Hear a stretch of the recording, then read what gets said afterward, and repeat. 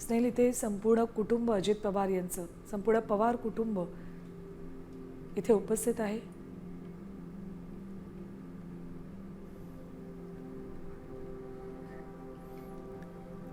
अदिती तटकरे यांना देखील अश्रू अनावर झालेले आहेत. आपण बघतोय अजित पवार यांनीच अदिती तटकरे यांना पहिल्यांदा महाविकास आघाडीच्या सरकारमध्ये राज्यमंत्री केलं होतं.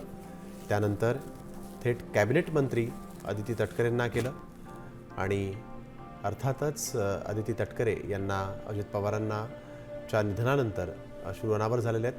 काल सुवर्णा ज्यावेळेस ही बातमी आली त्यावेळेस कणखर वाटणारे नेते जे आहेत ते धाय मोकलून ढसाढसा रडताना पाहायला मिळाले. होय, त्याचं कारण अर्थातच अजित पवारांवर असणारं जीवापाड प्रेम आणि अजित पवारांनी देखील हे कार्यकर्ते जपले होते.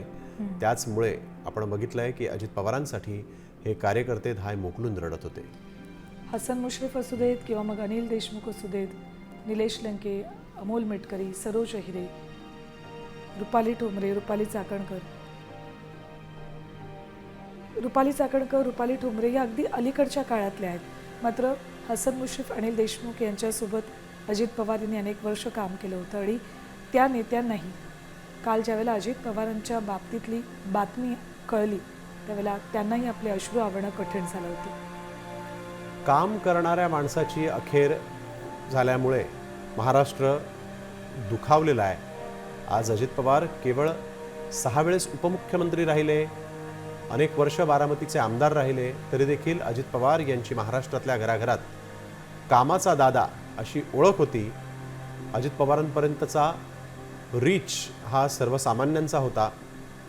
कोविडच्या काळामध्ये अजित पवार यांनी अनेकांना फोन करून ज्यांनी अजित पवारांकडे मदत मागितली त्यांना मदत केलेली होती आणि त्याचे व्हिडिओ, त्याचे पुरावे जे आहेत ते यूट्यूबवर आपण पाहिलेले आहेत. डॉक्टर बिल कमी करत नाही म्हणून देखील लोकांनी अजित पवारांना फोन केले होते आणि त्याही वेळेस अजित पवार या लोकांना त्यांच्याशी संवाद साधून त्यांना दिलासा देण्याचं काम करत होते. डॉक्टरांशी थेट बोलत होते. अजित पवार यांनीच रील स्टार सूरज चव्हाण याला घर बांधून देईन आणि घर बांधून झाल्यानंतर देखील अजित पवार यांनी ते घर व्यवस्थित बांधलं गेलं की नाही याची देखील काळजी घेतली होती. इतका कामामध्ये हा व्यक्ती, जनतेच्या सेवेमध्ये स्वतःला झोकून देणारा हा व्यक्ती आज अनंताच्या प्रवासाला निघून गेलेला आहे. आणि आपण बघतोय राष्ट्रवादीचे सगळे कार्यकर्ते जे आहेत, पवार कुटुंबियावर प्रेम करणारे जे कार्यकर्ते ते आज मात्र निराधार झाले असं म्हटलं तरी चुकीचं ठरणार नाही. अजित पवार यांच्या जाण्यानं खऱ्या अर्थानं त्यांचे कार्यकर्ते पोरके झालेत. कारण प्रत्येक समस्या असली की त्याचं उत्तर म्हणजे अजित पवार असं या सगळ्या कार्यकर्त्यांचं समीकरण होतं. मात्र हे उत्तरच आज त्यांच्यातनं निघून गेले, त्यांच्यापासून दूर गेले. तर जातानाही नियतीनं असा खेळ खेळला की ज्या बारामतीतून त्यांनी त्यांच्या कारकिर्दीची सुरुवात केली होती त्याच बारामतीत त्यांचा विमान अपघात झाला आणि त्याच बारामतीतून त्यांनी नागरिकांचा अखेरचा निरोप घेतला. काही दिवसांपूर्वी प्रचार सभेदरम्यान माझं जे काही बरं वाईट होईल ते या पुढ्यातच होईल असं ते बोलले होते आणि त्यांचे शब्द काल खरे ठरले. अजूनही अजित पवार यांना निरोप देण्यासाठी राज्यभरातल्या नागरिकांची, कार्यकर्त्यांची गर्दी जमलेली आहे. एखाद्या सेलिब्रिटीचा चाहता वर्ग मोठा असतो, नेत्याचाही चाहता वर्ग मोठा असतो. मात्र अजित पवारांसारख्या नेत्याचा चाहता वर्ग मोठा नाही तर अफाट असतो आणि तेच या गर्दीतनं सतत जाणवतंय. मास लीडर किंवा आपण म्हणतो लोकांचा नेता काय, तर त्याचं उत्तम उदाहरण ही दृश्य आहेत. अर्थातच ही दुर्दैवी दृश्य आहेत. अजित पवारांचं असं काही व्हावं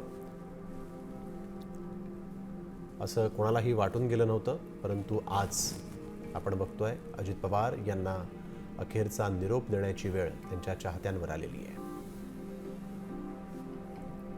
चाहत्यांसाठी, कार्यकर्त्यांसाठी हा मोठा दुःखाचा क्षण आहे. पण शरद पवार यांच्यासाठी हा क्षण कुणीही शब्दात व्यक्त करू शकत नाही. ज्या मुशीत आपल्या पुतण्याला घडवलं, जे संस्कार राजकारणाचे दिले, त्याच पुढच्या पिढीला निरोप देण्याची वेळ आज शरद पवारांवर आली. कालपासून आपण बघतोय शरद पवार हे अगदी स्तब्ध होते. त्यांनी या संपूर्ण अपघाताची माहिती जाणून घेतली. त्या अपघातानंतर अर्थातच मुंबईत ते असताना या अपघाताची बातमी आली. त्यामुळे व्यथित झालेले शरद पवार बारामतीमध्ये तातडीनं आले आणि अजितदादा यांच्यावर अंत्यसंस्कार होईपर्यंत शरद पवार इथं थांबून राहिले होते. अजित पवारांचं निधन पवार कुटुंबियांसाठी धक्कादायक नक्कीच म्हणावं लागेल. ज्या अजित पवारांवर इतकी मोठी जबाबदारी खरं तर पवारांनी दिली होती, घडवलं होतं ज्या अजित पवारांना, याच शरद पवारांना लोकसभेला जाण्यासाठी अजित पवारांनी अवघ्या 1.5 महिन्यात आपल्या खासदारकीचा राजीनामा दिला होता. शरद पवारांच्या सांगण्यावरून अजित पवार यांनी देवेंद्र फडणवीस यांच्याबरोबर 72 तासांचं जे सरकार स्थापन केलं ते सोडून ते पुन्हा महाविकास आघाडीमध्ये आले होते. आज या अजित पवारांना निरोप देण्याची वेळ शरद पवारांवर आलेली आहे. अर्थातच दुःखद असा हा प्रसंग.